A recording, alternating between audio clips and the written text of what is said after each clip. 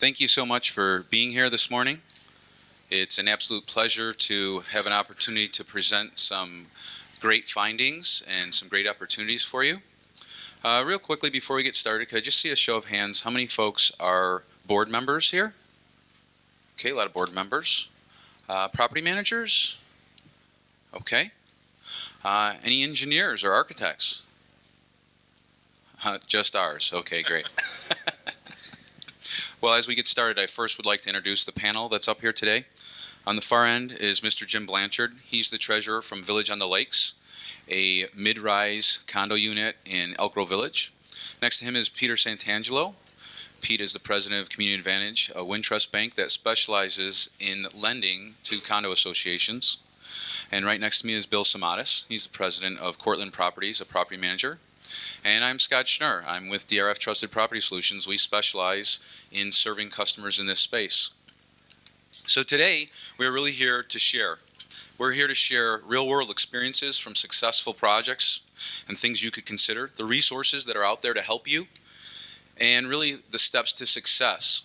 The big key that I would like to share today is really one of restoration. And there's a lot of different things in our life and our world that we could say there was restoration here.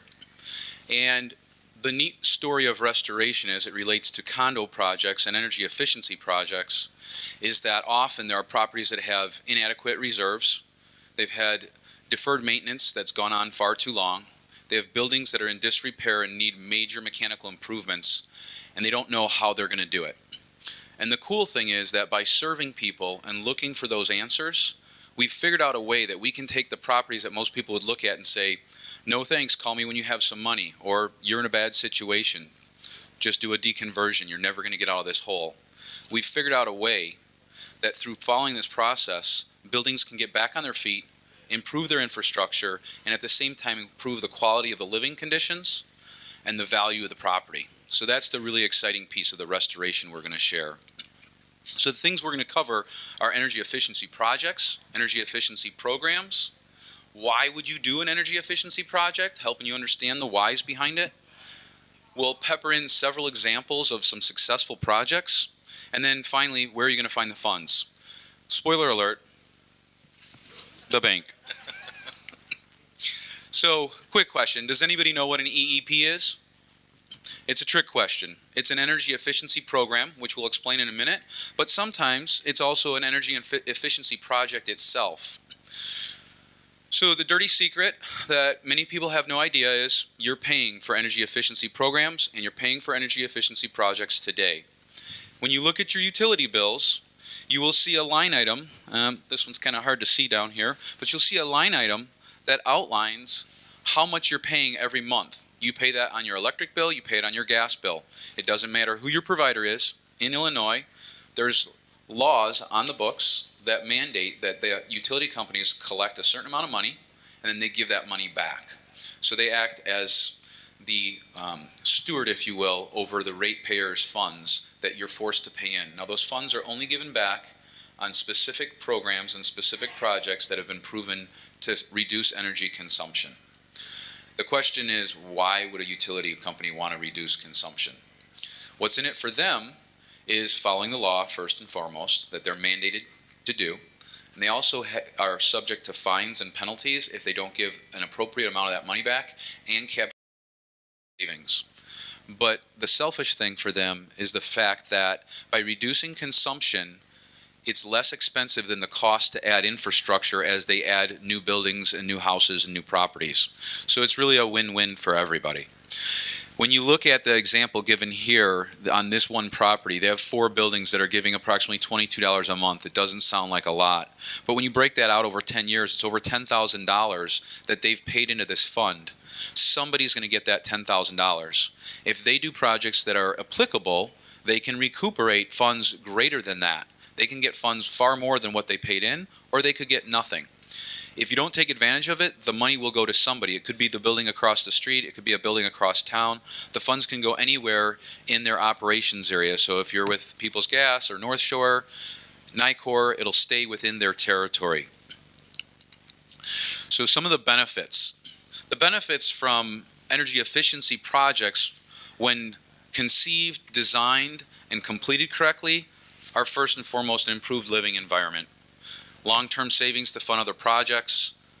A big one is you should be getting a guarantee of savings. So if you do a project that they're projecting, you should get a written guarantee of this is how much you'll save at a minimum.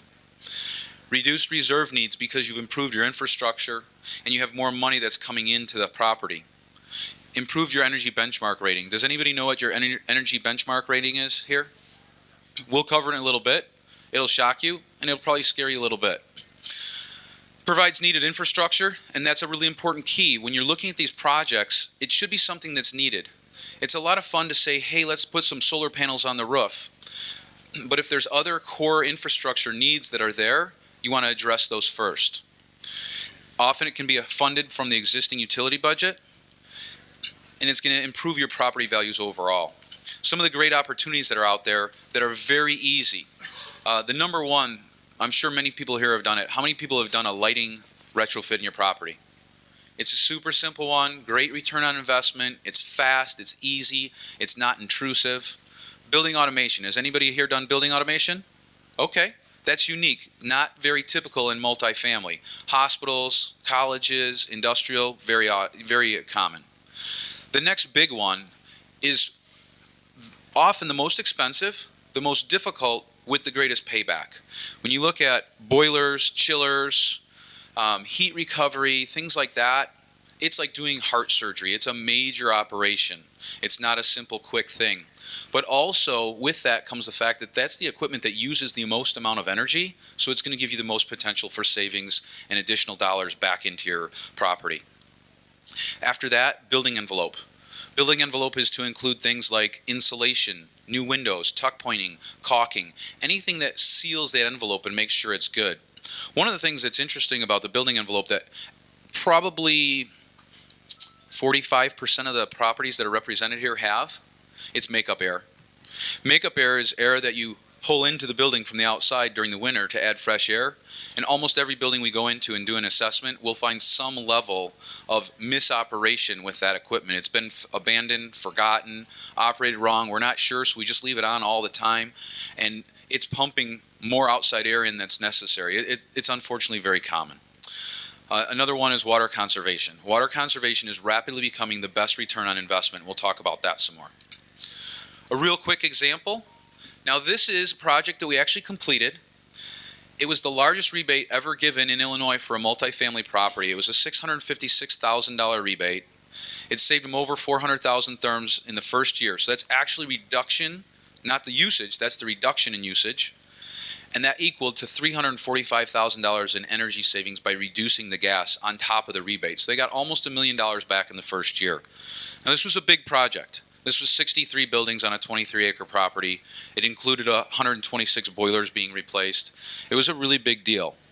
But the cool thing was they saved over $1 million in the first year. And then the back end that was unexpected bonus, they were actually able to refinance that property when they couldn't previously. But the increased cash flow and the rebate put them in a position. This was a co-op, and co-ops are very... Anybody here from a co-op? Co-ops are tough.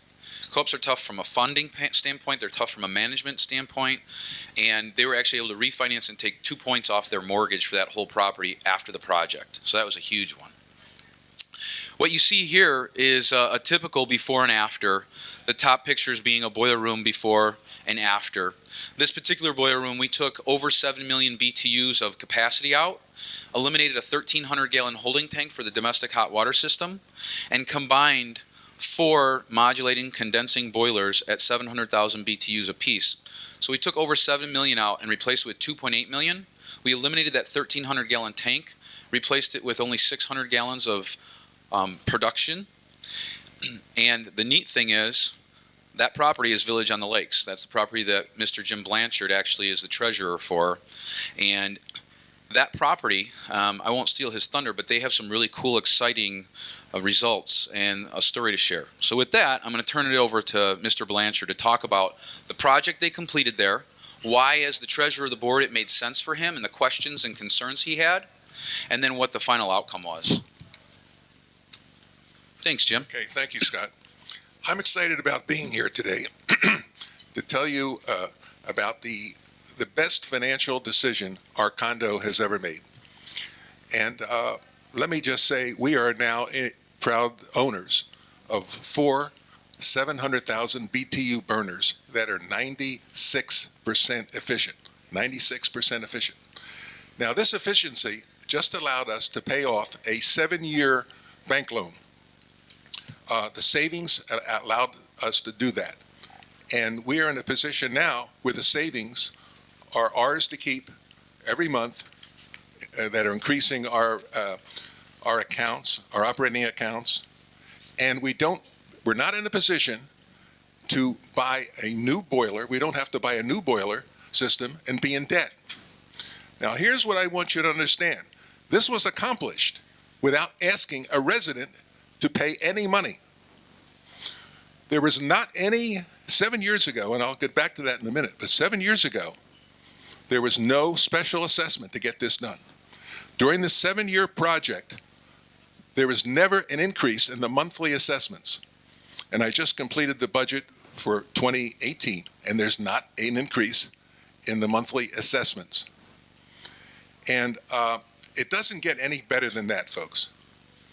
And with that, I want to be able to answer any questions you'll have, but I want to go back to the original 7 years, what we were up against. We were up against 2 blast furnaces that were very inefficient. 40% was leaving through the top of the building. That's the main thing, it was inefficient. Yes, we were paying costs, thousands of dollars in maintenance costs, both emergency and not emergency. And we resented that because we were trying to keep an inefficient system going. So I heard about this concept of go green for free, and I had to take a look at it. Go green for free, because that's what it worked out for us. We knew that we could replace the 2 blast furnaces with those 4 700,000 BTU burners.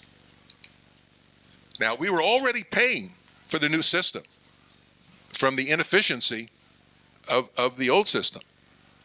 We were already paying for it, so we might as well have it. And we saw the projections for our building, and we saw it was a no-brainer. We said, let's go.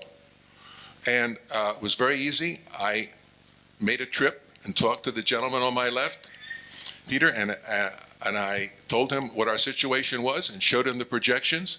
And he said, as long as we allowed DRF to complete the job, he would give us a large amount of money. I said, we didn't need that much. We really didn't need that much. We only needed about half of that. And it was about $250,000 that we needed. And he said, okay. And they weren't giving out money 7 years ago. It was kind of tough. And we got started. And it was finished on time. There was little inconvenience to the residents. They hardly knew what was going on. Now we have I think I'm still working here with this. Now we have the updated equipment. And as I said, we've just completed the bank loan. And the savings, the important thing for me to tell you was the savings from that efficiency of the new boiler system that allowed us to pay off a bank loan in 7 years. We might have been able to do it in 5, but we decided to do it in 7. And that's been completed. And again, I mentioned to you, those savings are accumulating now in our operating account, and we don't have to go into debt for a new boiler system. And that's basically my story. I wanted to come here and as payback and pay forward to tell someone in the audience who told me 7 years ago, when I heard about this go green for free. I'm hoping there's someone here in this audience that'll ring a bell that, hey, we might be able to do this in our property, and we can go green for free. And because it was a no-brainer. Yes, those boilers, those ugly blast furnaces would have lasted a few more years, I believe, especially if we kept shelling out thousands of dollars for them. But it was the inefficiency that turned the corner. That was the main thing. It was the inefficiency and the efficiency of the new boiler system, the 4 700,000 BTU burners, that made this the best decision that our condominium ever made. And we are just pleased as punch now to have that bank loan paid off this year on time, and it just happened very quickly. So I'll be able to answer any questions that you have, either later or now. Yeah, we'll do questions at the end. We'll At make the sure we end, have time for and questions. you at write the them down, and I'll be able to answer them for you. But it worked for us, and I'm sure it'll work for you. And I was just glad I heard about this concept, because we knew we had to do something. And it was a situation we had to make a move, and we wanted it to be the right one, and we did the right thing, and it worked out for us. And that's the story of Village on the Lake condominiums that Scott was just showing you on the screen of our situation. Sorry, we just had a little technical difficulty. While we're correcting that, what I really want to tie together what Jim was sharing was the fact that they were able to purchase that equipment. They were able to move forward and do that without any assessment, without any special increased assessments.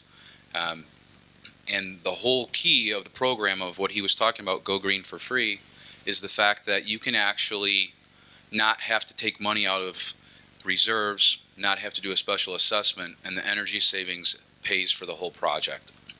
Next, I want to give an example of another property. This is Cameo Towers. Cameo Towers has done multiple projects. They've gotten multiple rebates and saved thousands of dollars in therms over several years. The property manager and property management company for Cameo Towers is Bill Samatis from Cortland Properties. And now I'm going to let Bill talk to you a little bit about some of the projects that they've done there and the benefits and why they did it and what the outcome was. Hello, everyone. It's my pleasure to be here today to share with you our experience from a property manager's perspective. I started managing Cameo Towers about 6 years ago. It's a 19-story, 200-unit condo building in the suburbs. And when I started, we faced a lot of deferred capital projects, things that had been ignored for years. And so as a manager, I had to try to prioritize the projects, advise the board what they should do. Our heating system was original. It was working, but it was, prone to a lot of hiccups and high maintenance costs. So it was one of the things that we looked at originally as being on the table for replacement. There were a lot of other projects as well that had priority. Our existing mechanical contractor at the time basically wanted to give us a like-kind exchange, upgrade the equipment to new equipment, but nothing that gained any efficiency, nothing that thought too far out of the box in terms of, types of equipment to use. DRF came along, gave a presentation, and opened our eyes to the possibility of getting our original equipment replaced, gaining a significant energy savings, and doing it without having to do a special assessment, very similar to Jim's story with his condo association. It really made the decision for me as a manager and for the board easy to see that this project was really the easiest to accomplish with the least amount of financial outlay and the most financial gain in energy efficiencies. So we moved forward. We were a little reluctant because, like Jim was talking about blast furnaces, we had these huge hot water boilers and huge steam boiler. Took up, half a basketball court size area, and they were going to replace it with these 4 slender high efficiency boilers. I was skeptical, but they did their engineering, their homework. They showed us their projections, and they backed them up with a guarantee that they were going to guarantee a certain amount of therms savings per year. We got a good rebate from NICOR, and I can tell you when the project was done and we got through our first year of actual operation, the projections were actually lower than what we gained. We gained more efficiency and more gas savings than was even projected. So that's helped us not just with this project, but it's given us cash flow to work on other projects as well. Where are we at? So, there's a lot of contractors out there that do mechanical systems. The thing about DRF that we recognized right up front was they were vested into our project. It was like a partner almost in the project, not just like having a vendor.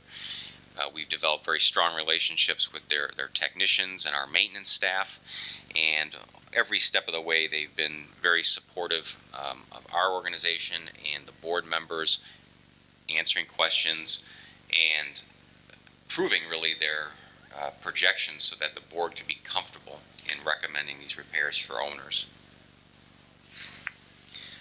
I've done other projects with DRF since Cameo, and they've been successful, but one thing I'd want to tell people like you that have to make decisions on these things, be proactive about this. Don't wait till you have a problem.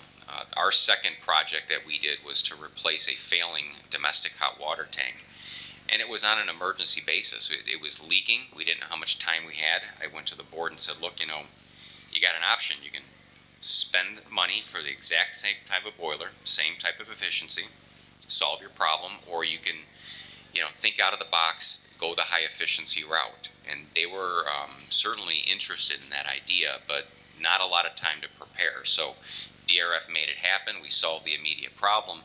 But projects like that need to be thought through. This was a building that changed its domestic boiler but kept its storage tank, and that presented problems. DRF was able to work around them, and ultimately we did convince the board that they needed to take the next step, complete the project, and when they did, the system is working beautifully, and they're saving a lot of money. So don't wait for it to be a problem. Do this proactively. The money is available. I'm sure Pete will explain that to you, and you'll get new equipment, you'll get efficiencies, and you might even add to your bottom line to fund other projects. Thanks a lot, Bill. So this isn't just a DRF commercial, and obviously we have people up here who we've worked with. It's also a commercial for why you don't buy a Mac.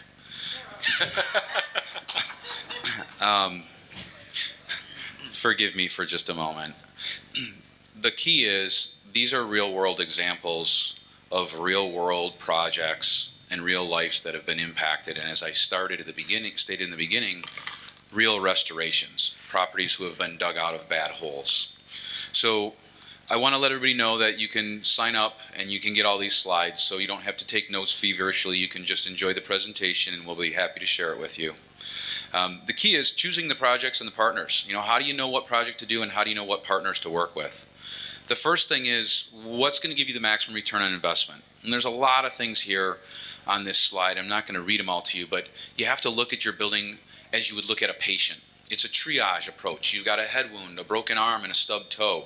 You're obviously going to address that head wound first. That's going to give you the biggest payback to the health of that patient. So you look at your building that way and say, what can I do that's necessary, that's going to save the maximum amount of energy, give me the maximum amount of rebate, and has the potential to pay for itself?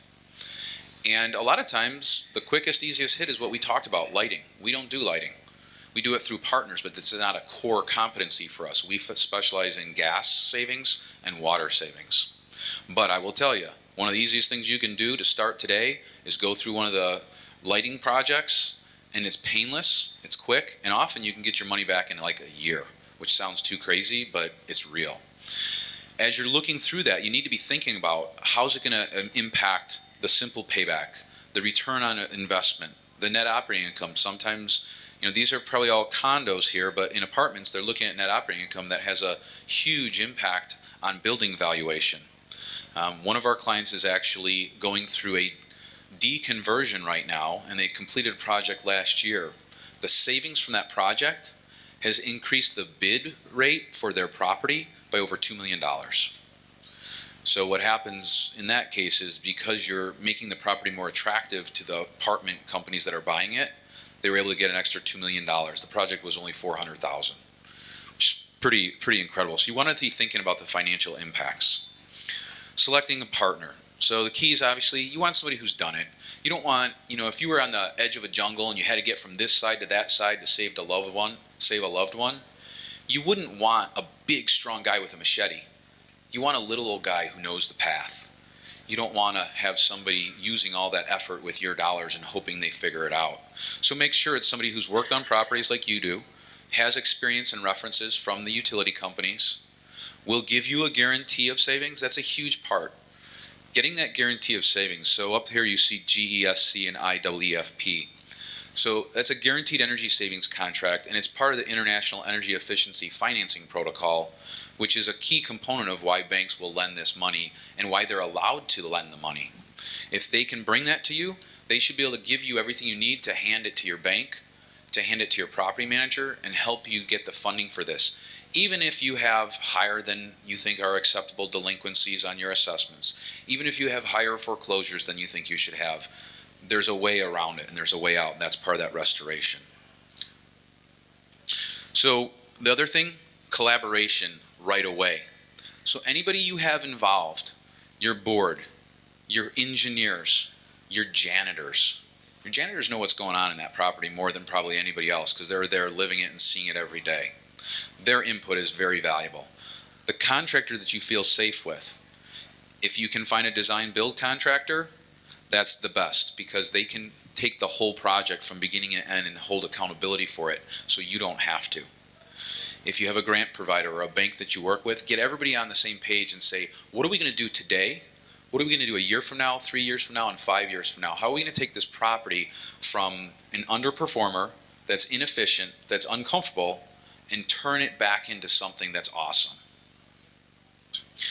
So one of those partners we talked about was the utility companies. Utility companies have a tremendous amount of resources that are available, and people like to say, hey, it's free to you. It's not really free to you. You've been paying for it through your utility costs.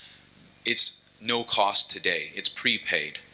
They'll bring engineers. They'll provide assessments. There's certain things they can do sometimes that are free, where they can come in and do certain measures that are completely free. And that's nowadays, it used to be a lot easier. Nowadays, it's a case-by-case basis. They can tell you what's working, and they can tell you what's worthwhile. And they have no horse in the race. They're not trying to sell you anything. They're literally trying to give you rebates. Selecting the right project for you. This is really, really important when you think about it as a board. You have to know your building and know what's most important to your building. And don't settle for a project because somebody walks in and says, this is what you need to do. This is going to be great. We were at a property where they told the property, has anybody here ever heard of a gas chiller for doing cooling? Okay. They're not real common in multifamily anymore. But when you have them and if they're functional, they work forever. And the cost to cool your building with gas is a quarter of the cost of electricity. Well, we found a group of 4 buildings that they came to them and they said, you need to get rid of these old things. They're not sustainable. You're not going to be able to take care of them. You need to get rid of them, and you need to go to high efficiency electric chillers. It's only going to cost you $1.2 million a building. Sounded like a great project. So what they would have done is disrupt the property. They would have to tear up everything, bring in new electric service, completely change the whole system, and put in these new electric chillers that per therm of cooling, per BTU of cooling, is going to cost 4 times as much as the gas chillers they had. So we were able to go in and assess it and bring in an expert outside of our organization that specialized in those gas chillers. And the facts were the chillers were in great conditions and they had been maintained great. They did need some things to make them more efficient. And there was a project that was about $400,000, not $1.2 million. The manufacturer still made it and made all the parts for it. So for $400,000 instead of $1.2 million, they were able to keep what they had, not bring in new electric service, get a rebate for the work that was done. And there are not rebates for energy switching. So if you switch from gas to electric or back or forth, there's no rebate for that. And they didn't have to go through that. So the key is if it doesn't feel right and you don't believe it, make sure you ask other people. Make sure you look for a second, third, fourth opinion. Ask for your options B, C, D until you feel 100% confident. And then use those resources. Use the utility company. Use everybody in your team to make sure you're doing what's right. A measure and verification process. So this is a key to completing a successful energy efficiency project. And the key is you have to know how much you're using before you do it, and you have to know how much you use after. By doing that, you do a couple of things. You prove the savings. You're able to show all your residents, everybody on the board, here's how much money we got from what we're doing. And you know that you have the money necessary to pay off that loan. Okay? It's very important. It also is a part of a guaranteed energy savings contract. You have to define how you're going to prove the savings. Okay? Shifting a little bit, energy benchmarking. I promised you I'd tell you about energy benchmarking. And energy benchmarking, the best description is what you see on the slide. Imagine your property with an energy tag on it saying this is how much energy it uses a year.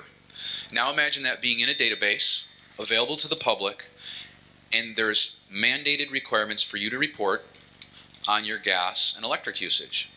And then it sets an established benchmark for here's how much you use based on the square footage you have, the number of units, and the type of property you have. So pretty soon what happens is the same way you can pick a refrigerator or a range today, people are going to be able to pick the buildings they want to buy, rent, and live in. And that's already happening in Chicago. It's already there. It's cascading down to different types of properties. Many of the properties in here probably already have to report. Something that just changed, they've added water to that. So water efficiency is going to be a part of the requirement for energy benchmarking.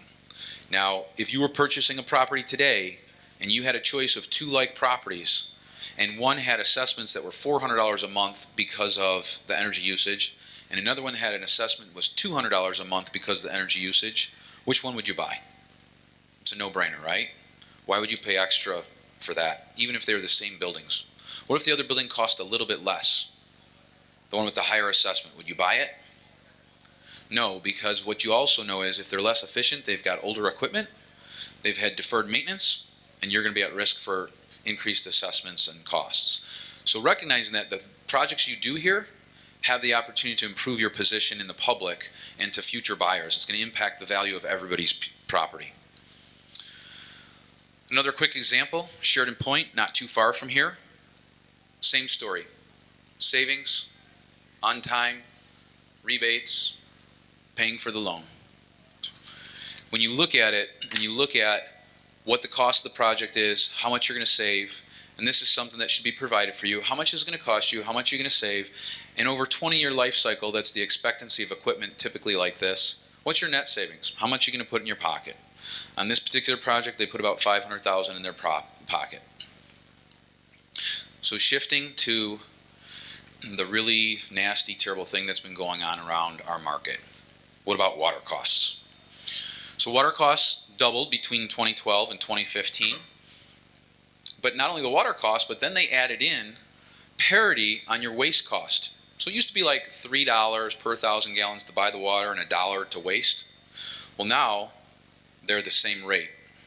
So they raised the cost of waste, they've raised the cost of water, they've doubled it, and right now we're in the midst of the implementation of a 37% tax on water costs. Anybody here aware of that? Everybody aware of it?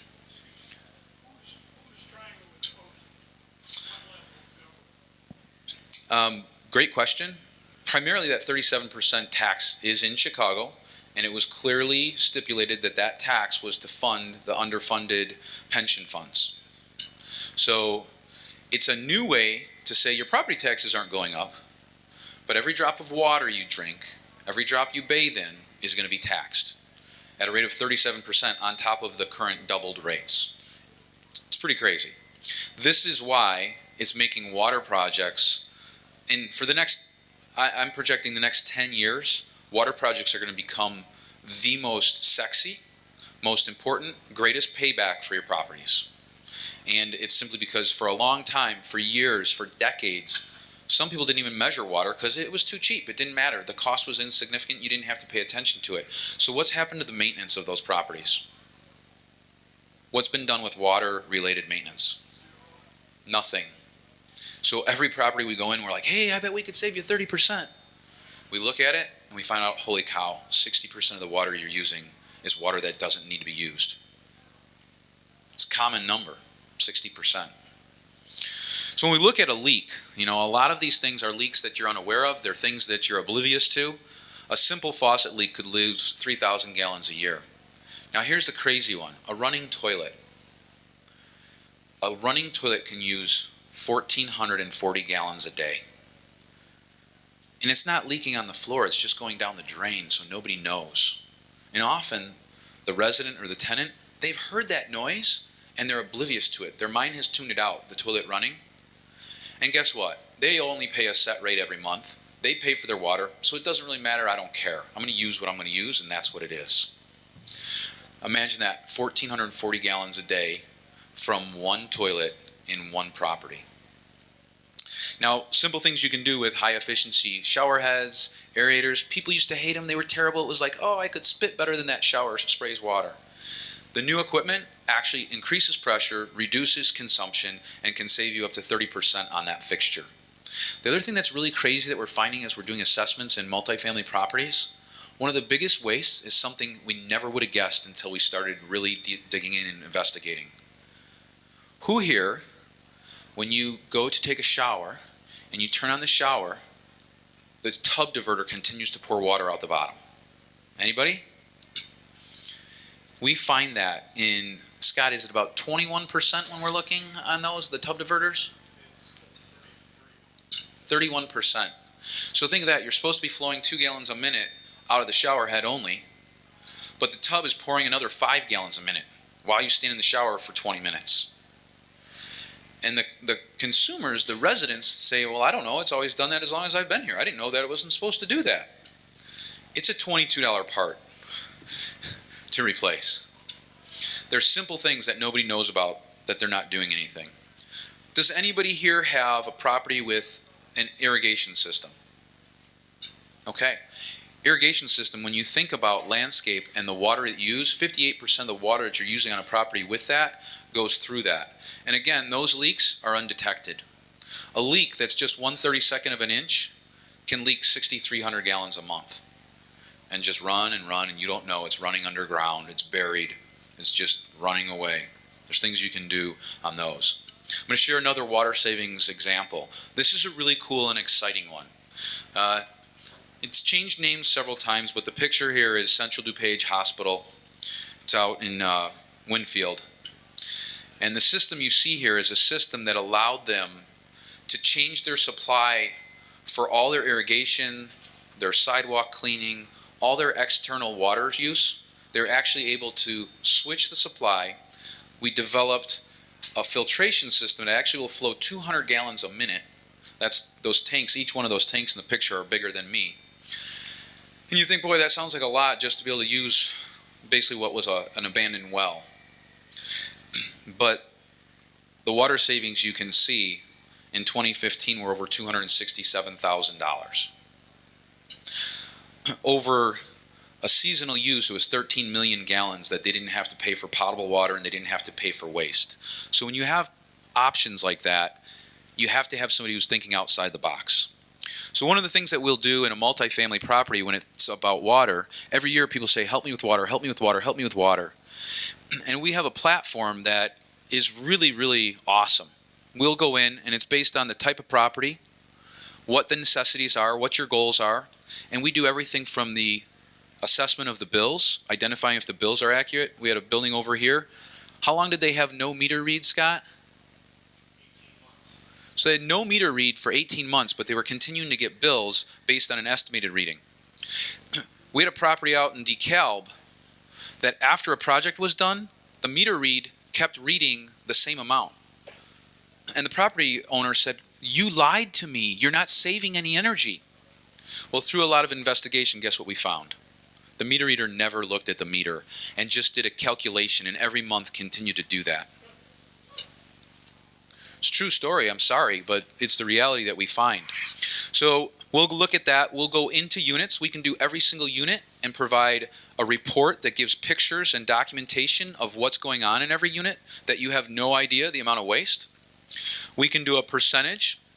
It's very cost effective, and typically for $5,000 or $6,000, you can get a really good handle on where the water is being wasted. And what we're finding is that 40, 50, 60% waste is not uncommon in multifamily when you look at water usage. It's huge. I won't make you study this, but the point is simply there's already additional increases that are published and they're available for you. It's out there.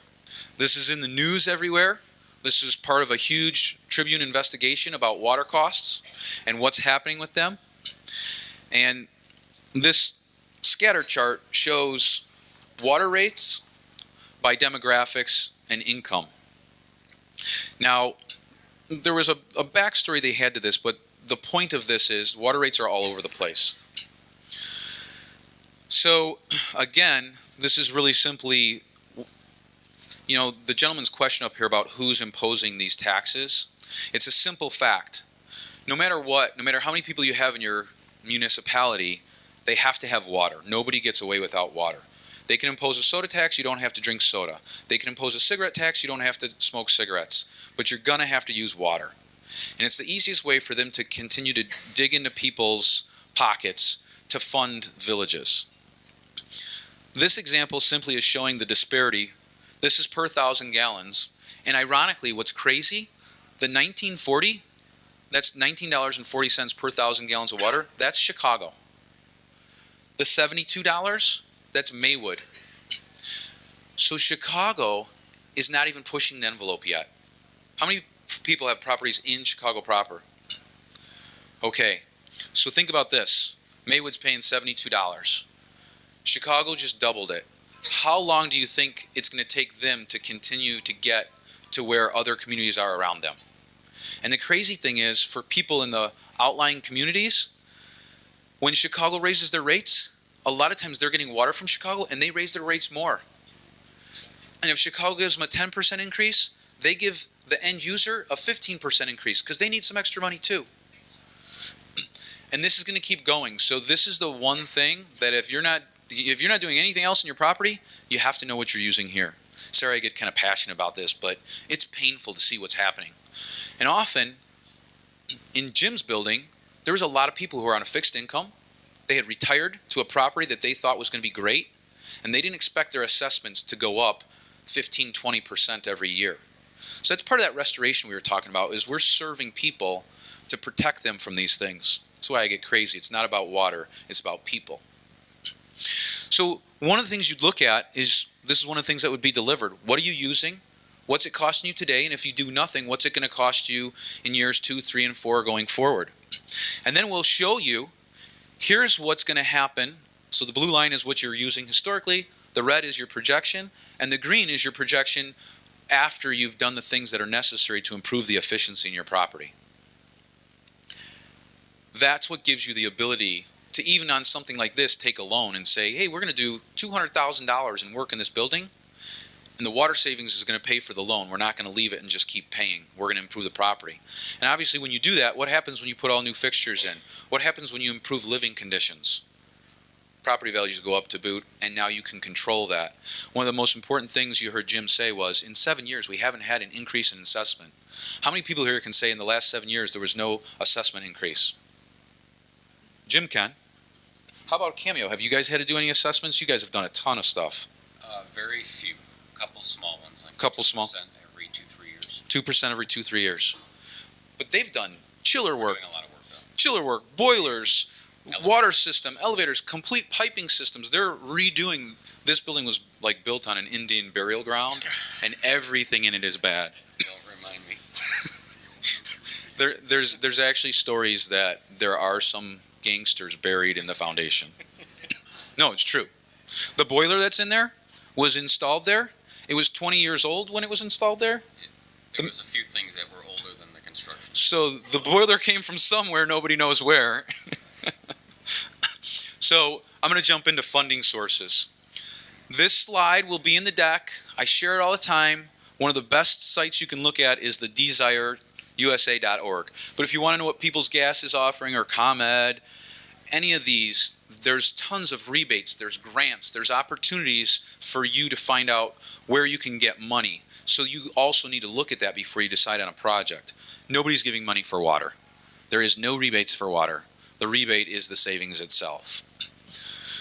Another quick project, this huge 8.5 million BTU steam boiler was running at Dominican University year-round, and then piping steam around the property to develop hot water for the residents that were there in the summer. This system replaced it. This check was given. $132,000 rebate from NICOR, given for the energy efficiency project. Just sharing these to say there's a ton of opportunity in your property. Now I'd like to turn it over to Pete Santangelo, and he's going to explain why he'd give you money for this. Thanks, Pete. Good morning. Can all of you hear me? I've been lending to associations for over 16 years, and this project is one of my favorites, mainly because it's a win-win.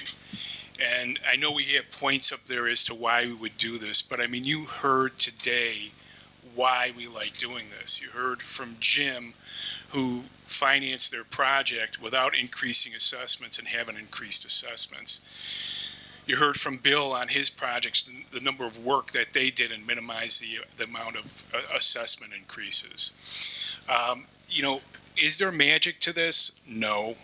The key really is working with individuals that understand the scope of work and that can validate the savings for you. And obviously, getting a rebate helps reduce the cost of this project, which is another key component when we look at financing a project of this type. We have a lot of associations out there who aren't sufficiently funding their reserves.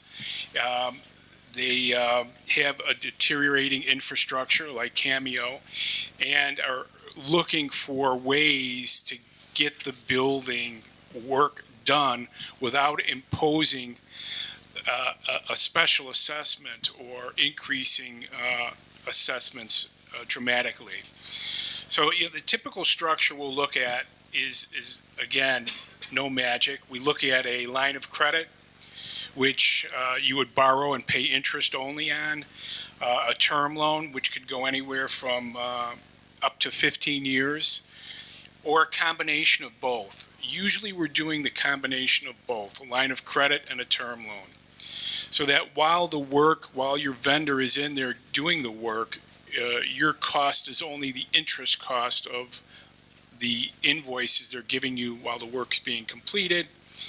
Then as it's completed, you have the opportunity to, if you wanted to, had some additional funds, pay those down on the loan, and then start paying principal and interest on whatever dollar amount is converted to the term loan. On the line of credit, you're usually tied to prime rate, which is currently at 4.25. That has gone up, but rates are still low. Your 5-year rates are right around 4.25, 4.5. Your 7-year rates are around 4.5. 10 years around 4.5, 4.75, depending again upon the strength of the association. But there's various ways that we will work with you. The importance that we look at is really validating these numbers and making sure, because that's what we rely on when we're giving the loan out, that the association does have the wherewithal and capability to repay this. So we'll look at the budget, we'll do a cash flow analysis, we'll work with the vendor, and I've worked with DRF, and I don't mean this to be a commercial, but I've worked with them on numerous projects, and their numbers are pretty solid. I could rely on them coming in pretty rock solid, and that's important to the bank you're dealing with. Most of these projects are pretty neutral or positive cash flow. Again, we like doing this because, your bank should be your partner.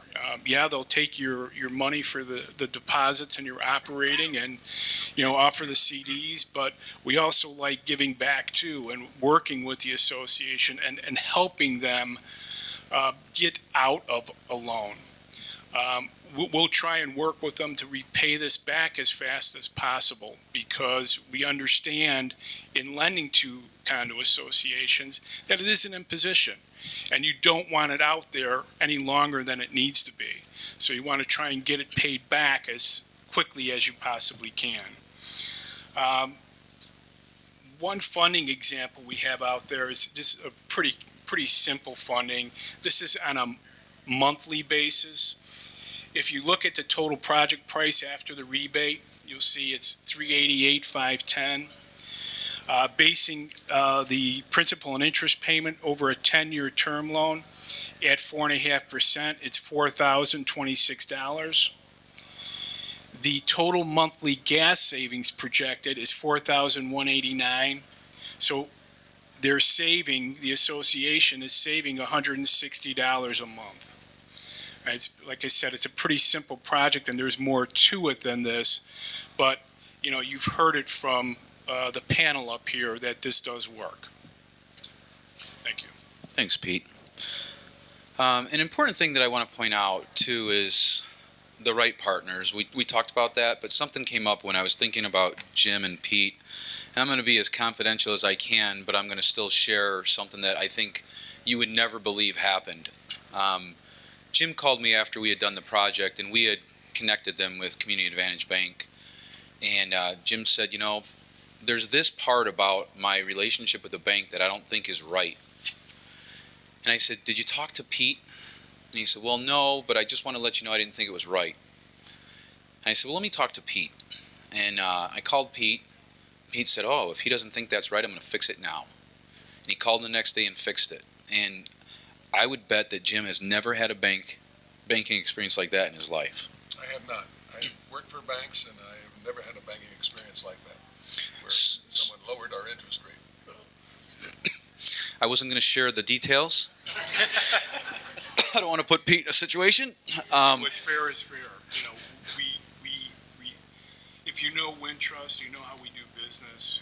We're upfront, we're direct, and if we could remedy a situation, we'll try to do that. So I appreciate Sorry, Pete. I just think you're great.